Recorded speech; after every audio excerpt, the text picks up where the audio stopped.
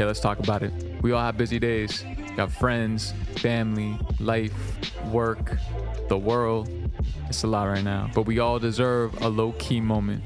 So when Harpoon introduced me to their low-key beer, I wondered, what does that sound like? So obviously I started by trying to capture the essence of the can crack, did a little bit of splicing and editing, and then felt like I had to capture that secondary sound of the foam fizzing up out of the can. Did some stretching, some manipulation to conceptualize that motion even further, a little bit of pitch and wavetable modulation. I let a chord bloom in, and just like that, effortlessly chill.